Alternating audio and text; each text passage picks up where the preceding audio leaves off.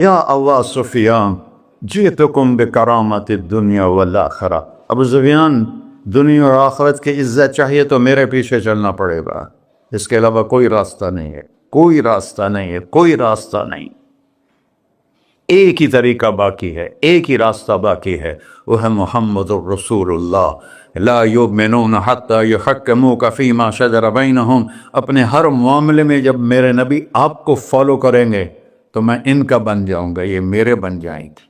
یہ مانگیں گے میں دوں گا، یہ سوال کریں گے میں پورا کروں گا، یہ مدد مانگیں گے میں مدد کروں گا۔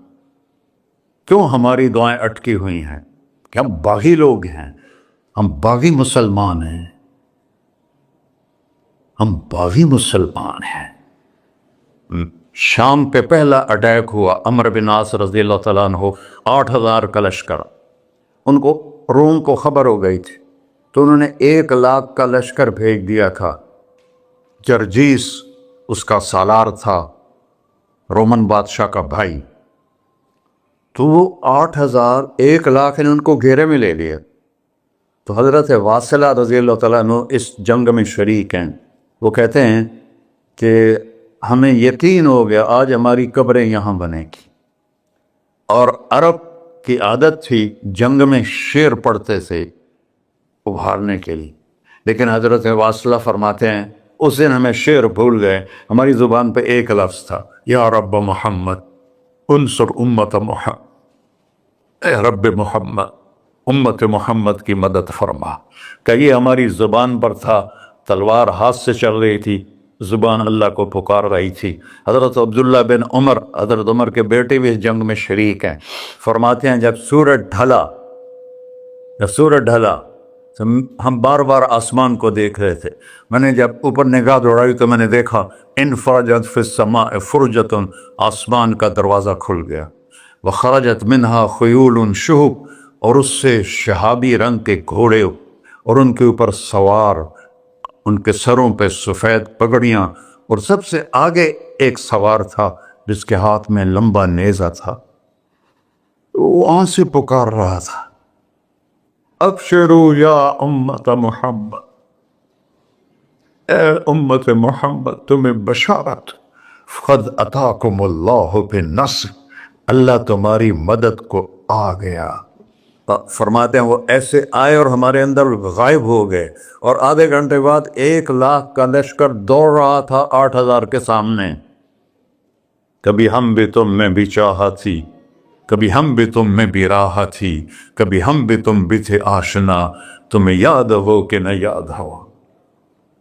میرے نبی کی زندگی مکمل نمونہ ہے، مکمل، اس کو فالو کرنا ہے، پھر بلڈر بنو، ذمہ دار بنو، پھر ڈاکٹر بنو، پھر تاجر بنو، سائنسدان بنو، عورت ہے مرد ہے جو بھی ہے، کامیابی اس کے ماتھے کا جھومر بن جائے گا کہ وہاں ایک ہی سکہ چلتا ہے، وہ محمد رسول اللہ۔ تو بھائیو، مجھے یہی مختصر بات کرنی تھی کہ اس دنیا کے پیچھے ان دو ہستیوں کو پیچھے نہ کرو، ان کو ناراض نہ کرو۔ یزید نے اہل بیت کا خون کیا، اور اتنا بڑا واقعہ ہے کربلا کہ دنیا کی تاریخ میں نہ پہلے کبھی ہوا نہ بعد میں کہ رسول کی نسل کے 18 نوجوان ذبح کر دیے جائیں۔ یزید 90,00,000 مربع میل پہ حکومت، 90,00,000 مربع میل، ٹھیک، 42 سال کی عمر میں مر گیا۔ اس کا بیٹا معاویہ بن یزید رحمۃ اللہ علیہ 22 سال کی عمر میں تخت پر بیٹھا۔ باپ نے 3 بر اعظم میں حکومت پھیلائی ہوئی ہے، دادا نے پھیلائی تھی، باپ نے اس کو بڑھایا۔ یزید کے زمانے میں بھی فتوحات ہوئی، اب یہ 3 بر اعظم پر اس نوجوان کی حکومت ہے۔ یہ بلڈر نہیں ہے، یہ بادشاہ آج کل کے صدر وزیر نہیں ہیں، 2 ٹکے کی ان کی قیمت کوئی نہیں ہے، مطلق بادشاہ ہے۔ 40 دن حکومت کی اور سارے خاندان کو بلایا اور کہنے لگا، اب تصور کرو 22 سال کا ایک شہزادہ ہو، وہ 3 بر اعظم اس کے سامنے ایسے جھکا ہوا ہو تو اس کو کیسے آپ میئر کر سکتے ہیں؟ جبکہ کاغذ کے نوٹ نہیں تھے، سونا تھا، چاندی تھی، ہیرے تھے، اصل دولت تھی۔ یہ کاغذ کوئی دولت ہے؟ یہ تو یہودیوں نے آپ کو بیوقوف بنایا ہوا ہے۔ اور نے سب کو اکٹھا کیا، اس نے ایک چھوٹا سا خطبہ دیا، کہنے لگا کانا ابی جبارن، میرا باپ ظالم تھا، اس نے اہل بیت کا خون کیا، اور جس تخت کے نیچے اہل بیت کا خون ہو میں اس پہ لعنت بھیجتا ہوں، یہ ہے تمہاری سلطنت، جس کو چاہو دے دو، میں بری ہوں۔ 3 بر اعظم کی حکومت اللہ رسول پہ قربان کر کے گھر بیٹھ گیا، اور آج اس کو کس عزت کے ساتھ میں سنا رہا ہوں۔ اس کے باپ کو بولتے ہوئے میرا لہجہ کیسا تھا، اور اس کے بیٹے کو بولتے ہوئے میرا لہجہ کیسا ہے۔ 3 بر اعظم کی سلطنت چھوڑ دی کہ اس کے نیچے اہل بیت کا خون ہے، مجھے نہیں چاہیے۔ تو اللہ اور اس کے رسول کو راضی کرنے کے لیے بڑے سے بڑا سودا بھی سستا ہے، بڑے سے بڑا سودا بھی سستا ہے۔ ایک صحابی آئے، یا رسول اللہ، میرے پڑوسی ہے، اس کی کھجور ایسے میرے گھر میں آتی ہے، اس پر جب پھل پکتا ہے تو وہ گرتا ہے، میرے چھوٹے چھوٹے بچے اٹھا کے کھانے لگتے ہیں، ادھر سے بھاگ کے آتا ان کے منہ سے نکال لیتا ہے۔ اس کی تو محنت کریں کہ اتنی سخت، وہ منافق تھا، اس کی اتنی سختی نہ کرے۔ تو آپ نے اسے بلایا، کہا بھائی ایک سودا کرتے ہو؟ کہا جی، یہ کھجور مجھے دے دو اور میں جنت میں کھجور دن لے کے دیتا ہوں۔ کہنے لگا یا رسول اللہ، کوئی اور آپ فرماتے تو میں ضرور حاضر کر دیتا، یہ کھجور تو مجھے میرے بچوں کو بہت پسند ہے، میں تو معافی چاہتا ہوں۔ اٹھائی منافق تو اس نے معافی مانگنی تھی۔ وہاں ایک صحابی بیٹھے تھے ابو الدحداح، جب وہ چلا گیا تو کہنے لگے یا رسول اللہ، اگر میں آپ کو یہ کھجور لے کے دے دوں تو مجھے جنت میں کھجور لے کر دیں گے؟ کہنے لگے ہاں، سودا پکا ہے۔ تو وہ گیا اس کے پیچھے، کہنے لگا بھائی کھجور بیچو گے؟ کہا نہیں۔ کہہ رہے بھائی بیچ دو۔ ارے جا میں نے رسول اللہ کو نہیں بیچی، تجھے کیسے بیچوں گا؟ انہوں نے کہا منہ مانگی قیمت لے لے۔ منہ سے بول کیا لینا چاہتا ہے؟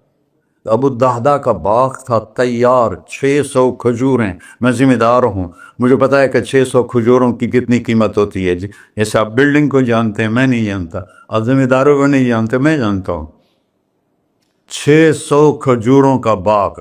تو اس نے اس کو لاجواب کرنے کے لیے کہا اپنا باغ دے دے، کھجور لے لے۔ اب یہ کہتا ہے پھرے گا تو نہیں؟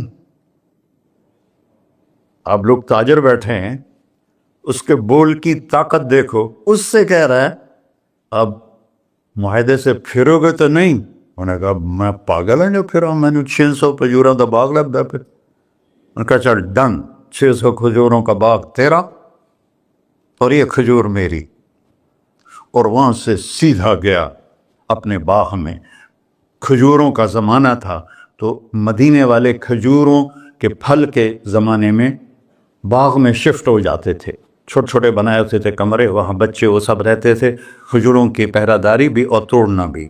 تو وہ ہائے قربان جاؤں نبی کے صحابہ پر، وہ باغ میں اندر نہیں گئے، باہر کھڑے ہو گئے کہ کہیں نیت نہ بدل جائے، اتنا بڑا باغ دیتے ہوئے۔ باہر سے پکارا ام الدحداح بیگم، کہ جی، کہ باہر آ جاؤ، بچوں کو بھی لے کے آ جاؤ۔ کیا ہوا؟ کہا میں نے باغ بیچ دیا۔ انہوں نے کہا کتنے میں؟ کہ جنت میں کھجور مل گئی۔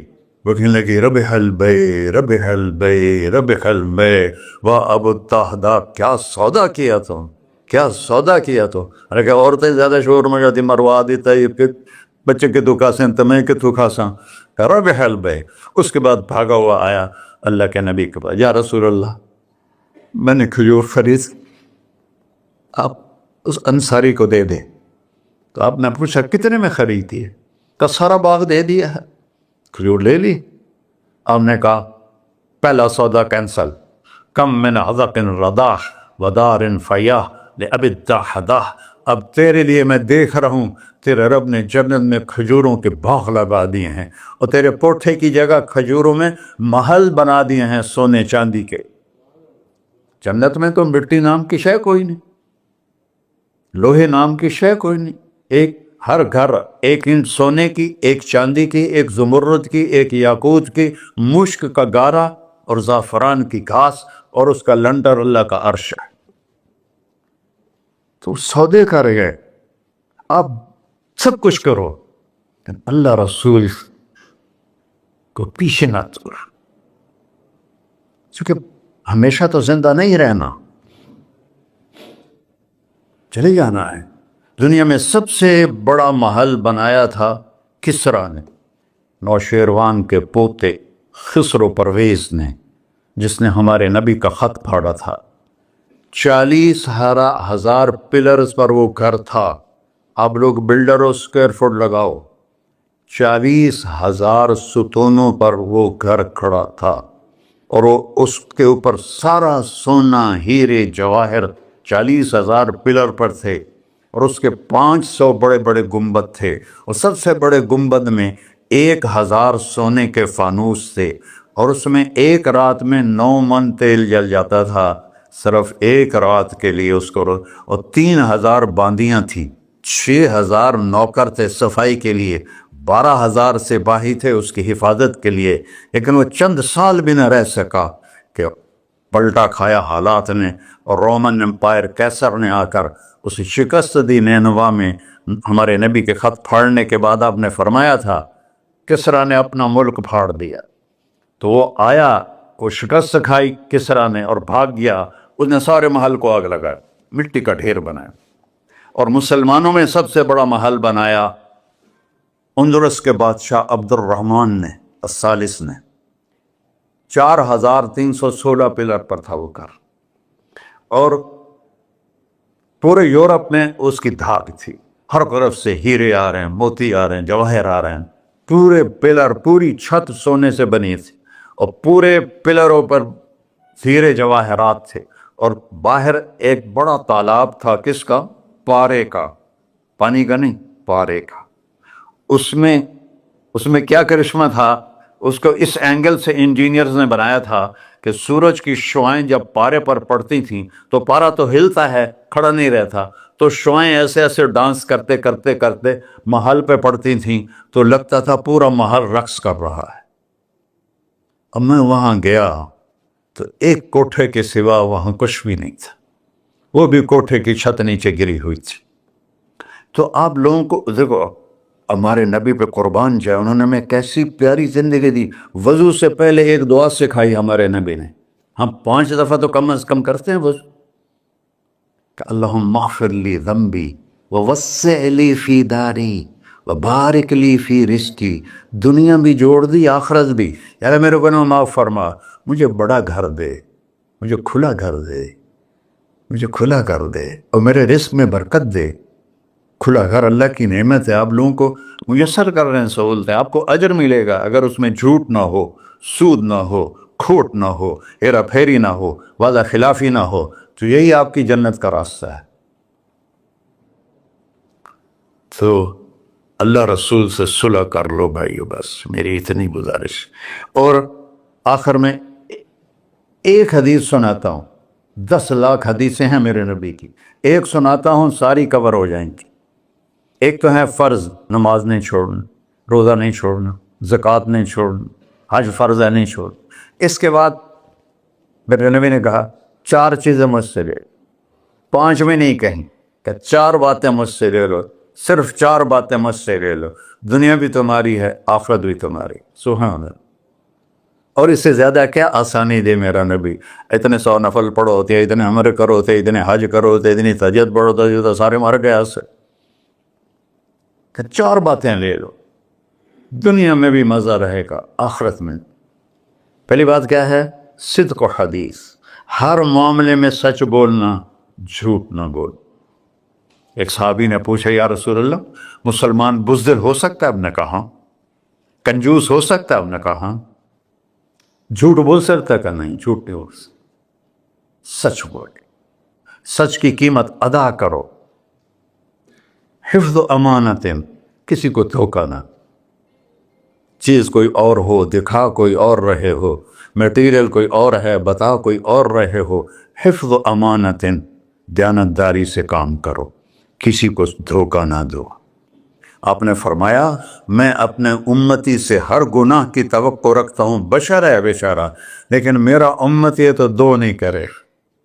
واہ یا رسول اللہ، آپ نے کیا چاہا اور ہم نے کیا کیا، کہ دو کام نہیں کرے گا، ایک جھوٹ کبھی نہیں بولے گا، ایک دھوکہ کبھی نہیں دے گا۔ اور سب ہمارے، میں تو 100 ملک پھرا ہوں، مسلمان جھوٹ اور دھوکے میں پھنسے پڑے، غرق ہوئے پڑے، چاہے عربی ہیں چاہے غیر عربی ہیں، مالدار ہیں فقیر ہیں، اس گندگی میں سب ڈوبے ہوئے ہیں۔ تو صدق و حدیث، سچ بولو، حفظ امانت، دھوکہ نہیں دیا۔ تیسری کیا ہے؟ حسن خلیقت، اخلاق اچھے کر، اخلاق اچھے کر۔ اور اخلاق اچھے کرنے کے لیے ایک کام کر لی، اس کو تالا لگا، صرف ایک کام، اس سے کوئی گالی نہ نکلے، جھوٹ نہ نکلے، غیبت نہ نکلے، طنز نہ نکلے، بے عزت نہ کرو۔ عام طور پر ہمارے ماحول میں نوکروں کو بہت ڈانٹ ڈپٹ ہوتی ہے، اس کو قابو میں رکھو۔ سوچو اسی جگہ میں ہوتا نوکر تو میں یہ پسند کرتا۔ اپنے اخلاق کی چابی ہے زبان کا میٹھا بول، اور خاص طور پر والدین کے ساتھ، اور سب سے زیادہ اہم بیوی کے ساتھ۔ میرے نبی نے فرمایا بہترین مسلمان وہ ہے جو بیوی سے اچھا سلوک کرتا ہو، کہ وہ ماں باپ بہن بھائی گھر سہیلی ماحول ثقافت تہذیب سب کچھ چھوڑ کر ایک بول کے ساتھ آپ کے گھر آ جاتی، آپ کے بچے کا 9 مہینے بوجھ اٹھاتی، اس کو دودھ پلاتی، اس کی چھاتیاں لٹک جاتی ہیں، کبھی آپ کے لیے وہ ناشتہ بنا رہی ہے، کبھی کھانا بنا رہی ہے، کبھی آپ کے کپڑے کا خیال کر رہی ہے، اور آپ ایک چھوٹی سی بات پر اس کی عزت اتار کے پھینک دیتے ہیں۔ تو میرے نبی نے فرمایا سب سے بہترین مسلمان وہ ہے جو بیوی کے ساتھ حسن سلوک کرتا ہو۔ پھر آپ نے کہا اور میرا سلوک اپنی بیویوں سے سب سے زیادہ اچھا ہے۔ اظہار محبت کرو، ماں سے باپ سے اولاد سے بیوی سے، اظہار بہت ضروری۔ یہ پریزنٹیشن اظہار ہی تو تھا، یہ اظہار نہ ہو تو پتہ کیسے چلے؟ اپنے ماں کے پاؤں چومو، باپ کا ماتھا چومو، ان کے آگے نوکر بن کے کھڑے ہو، بیوی سے کہو مجھے تم سے بہت پیار ہے، وہ اچھا کپڑا پہنے تعریف کرو، اچھا کھانا بنائے تعریف کرو۔ انسان بھوکا ہے اس چیز کا، میرے نبی سے بڑھ کر کوئی ہو سکتا ہے؟ آپ حضرت عائشہ سے فرما رہے ہیں، چونکہ حضرت عائشہ کماری بھی تھی، چھوٹی بھی تھی۔ حضرت عائشہ جس نے اللہ کو دیکھا ہو اس کے لیے عورت کوئی چیز نہیں ہے۔ ایک حدیث سناتا ہوں، مالی فی النساء من رغبہ، مجھے عورتوں کی کوئی رغبت نہیں، اللہ کو دیکھنے کے بعد کس چیز کی رغبت؟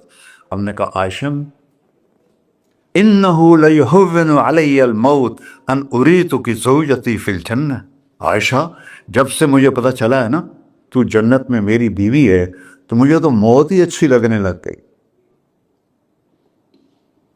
یہ اظہار محبت ہمیں سکھایا اپنے بچوں کے ساتھ بھی۔ میرے بچے بڑے ہو گئے لیکن میں نے ایسے گلے لگاتا ہوں جیسے یہ چھوٹے بچے، کہ یہ محبت ٹرانسفر ہوتی ہے، ہم اظہار نہیں کر سکتے۔ اور بچوں پر اپنی رائے مسلط نہ کہو، کہ وہ بڑے ہو جائیں تو شریعت نے ان کو حق دیا ہے، اس سے آپ کا گھر خوبصورت بن جائے گا۔ یہ میرے نبی کی پیاری زندگی کے چند صفحات میں نے آپ کے سامنے پیش کیے ہیں، تو طویل داستان ہے، سناتے سناتے عمر بھی بیت جائے تو ایک ذرہ بھی ادا نہ ہوگا، لیکن خلاصتاً میں نے آپ سے عرض کر دیا، صدق و حدیث، حفظ و امانت، حسن و خلیقت، سچائی، دیانتداری، اخلاق، اور چوتھا اور آخری عفت فی طعمت، رزق حلال کماؤ، رزق حلال کماؤ۔ من امسا قالنا بعمل یدہ امسا مغفورا لہ، مسلم شریف کی حدیث ہے، جو صبح سے شام تک اپنے دنیا کے کاموں میں حلال اور رزق کی تلاش میں تھک کے گھر جاتا ہے، اس کے اس دن کے سارے گناہ معاف ہو جاتے۔ کتنا بڑا عمل ہے رزق حلال۔ بندگی بن جاتا ہے۔ آپ نے ایک صحابی کو دیکھا، ان کے ہاتھوں پہ چھالے نہیں، وہ جو مزدوروں کے نشان ہوتے ہیں نا، کئی چلا چلا کے، وہ تھے۔ تو آپ نے اس سے پوچھا، سعد یہ کیا ہے؟ کہ یا رسول اللہ، بچوں کے لیے روزی کماتا ہوں، اپنے ہاتھ سے کام کرتا ہوں، تو میرے ہاتھوں پہ یہ نشان پڑ گئے۔ تو آپ نے ان کا ہاتھ ایسے پکڑ، سب کو دکھا کر ایسے اس کا بوسہ لیا، پھر فرمایا جو ہاتھ بچوں کو حلال کھلاتے ہوئے ایسا ہو جاتا ہے، اس پہ جہنم کی آگ حرام ہو جاتی۔ صرف نماز سے نہیں گناہ معاف ہوتے، حج سے نہیں معاف ہوتے، رزق کے حلال کے کمانے سے بھی روزانہ کی صفائی ہو جاتی ہے۔ ابھی سودا ہے اللہ رسول سے کر لو تو موج ہی موج ہے، اور اگر انہیں بکھیڑوں میں پڑے رہے تو مر کے زیرو ہی ہونا ہوتا ہے، کچھ بھی ساتھ نہیں جاتا۔ تو اللہ مجھے بھی توفیق دے، اللہ آپ کو بھی توفیق دے کہ ہم اپنے نبی کی زندگی کو اور اپنے رب کو سامنے رکھ کر زندگی گزاریں، اور آپس میں اگر لڑے ہوئے ہو صلح کر لو، آپس میں کوئی لڑو، دیکھو جھگڑا ہو جاتا ہے، بول چال بند نہ کرو، جھگڑا ماں سے بھی ہو جاتا ہے، باپ سے بھی، بیوی سے، بول چال بند نہ کرو، نہیں بس ساڈا بائی کاٹ۔ ہم تو پنجابی لوگ ہیں، دیہاتی کو تھوڑی اونچ نیچ ہو جائے تو ہماری لینگویج اساں لیکا چھک دیتا ہے، سمجھو، ہم نے لکیر لگا دی ہے، نہ انہاں دے مرن تے جاؤنا ہے، نہ انہاں دی شادی تے جاؤ، یہ ساڈے جنازے وچ بھی نہ آم۔ اللہ میرے گاؤں میں جنازہ تھا، میرا اپنا عزیز، اس کی والدہ فوت ہو، تو رشتہ داروں میں قریبی رشتہ دار جنازے میں پہلی صف میں کھڑا تھا، تو جنازے پر تو سب کے دل نرم ہو جاتے ہیں۔ جب اس نے دیکھا نا کہ میاں صادق میری ماں دے جنازے چوں باہر نکل جا، یہ تہذیب ہے ہماری۔ تو جھگڑا ایک فطری چیز ہے، لیکن بول چال بند نہیں کرنی ہے، دل میں نفرت نہیں پالنی ہے، اس کو صاف کر کے معاف کرنا ہے۔ اللہ بہت خوش ہوتا ہے، اور میاں بیوی میں جھگڑا ہو جائے اور وہ صلح کر لیں، اللہ ان کے پچھلے سارے گناہ معاف کر دیتا ہے۔ کیا مزے کی بات۔ السلام علیکم۔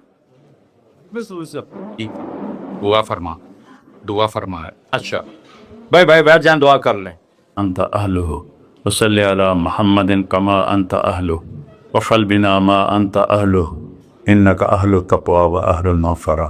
یا تا یہ سارے دوست احباب تیری محبت میں آئے ہیں، ہم سب نے تیرے نام کو زندہ کیا ہے، ہماری یہ محفل قبول فرما اور ہماری یہ مجلس قبول فرما، اور یا اللہ جو کچھ کہا ہے اس کے مطابق ہماری زندگی بنا دے، اور یا اللہ جو ہم نے نیت کی ہے کہ غزہ کے مسلمانوں کو گھر دینا ہے، چھت دینی ہے، ان سب کو، یہ کسی ایک آدمی کے بس کا کام نہیں ہے، یہ سارے مل کر کریں، ہم بھی کریں، اس لیے ہمیں توفیق نصیب فرما۔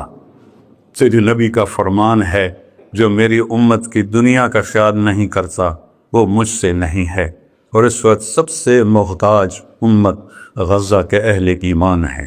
تو یا اللہ ان سارے بھائیوں کو ہمت دے، توفیق دے، ہمیں وہاں تک پہنچانے کا وسیلہ تو نے بنایا ہوا ہے، ہمیں یہ امانتیں ان تک پہنچانے کی توفیق دے، ان کے کاموں میں برکت دے، ان کے قرضوں کو اتار دے، ان کو سود سے بچا دے، ان کو دیانتداری نصیب فرما، شفافیت نصیب فرما، مرتے وقت ہم سب کو کلمہ نصیب فرما۔ وصلی اللہ تعالی نبی الکریم۔ میرے نبی کے پردادا حضرت ہاشم بن عبد مناف کو غزہ میں دفن ہے، اور اس ملک میں عیسیٰ علیہ السلام، موسیٰ علیہ السلام، ہارون علیہ السلام، زکریا علیہ السلام، یحییٰ علیہ السلام، داؤد علیہ السلام، سلیمان علیہ السلام، اتنے نبی اس مٹی میں دفن ہیں۔ تو اللہ کو ہمت دے، کھل کر خرچ کریں، اللہ واپس کرتا ہے۔